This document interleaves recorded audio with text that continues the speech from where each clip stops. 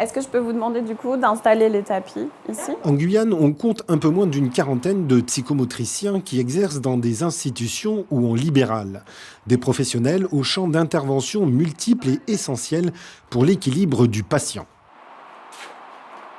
Il y a 4 champs d'intervention. Il y a la prévention. Donc, par exemple, une femme enceinte qui va avoir donc son ventre qui se métamorphose, son corps qui se métamorphose. On peut travailler, par exemple, sur la façon d'apprendre et à se connaître et aussi à accepter les transformations de son corps et la relation qui va naître avec le bébé. L'éducation, on appelle l'éducation psychomotrice, qui va être l'accompagnement du développement psychomoteur des enfants, donc qui va être plutôt autour de 0 à 6 ans. La rééducation, qui va être plutôt un champ d'intervention autour de suite à un accident ou à quelque chose qui a modifié en tout cas le fonctionnement général de la vie de la personne. Et la thérapie, où là, on ne va pas pouvoir rééduquer, on va simplement pouvoir accompagner la personne à accepter ces nouvelles compétences, ces nouvelles fonctionnalités ou les changements qui ont eu lieu. Et tu regardes où tu veux aller et tu y vas. La quarantaine de psychomotriciens qui exercent en Guyane est loin de correspondre aux besoins locaux.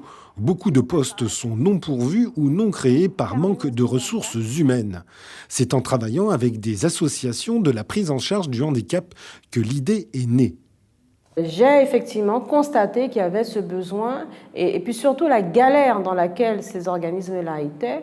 Et je me suis dit, bon, il faut vraiment trouver une solution pour eux. Mais pour tous ces établissements médico-sociaux qui sont en souffrance de ces professionnels. Et c'est la raison pour laquelle, en 2015, j'ai déposé mon dossier d'agrément. Cette formation devrait permettre de sédentariser une profession qui connaît un grand turnover et de répondre aux spécificités locales à travers un contenu pédagogique adéquat.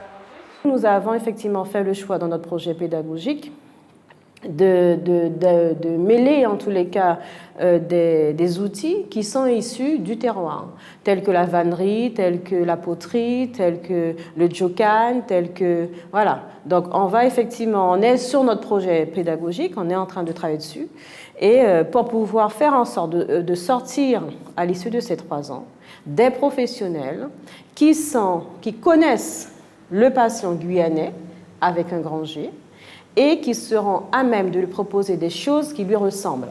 Voilà, vous prenez le temps d'accueillir tout ce qui vient de se passer. Parce que Ce diplôme d'État est proposé à 15 élèves qui doivent s'inscrire via la plateforme Parcoursup. Les études durent 3 ans et le coût de la formation est de 11 000 € comme dans l'Hexagone.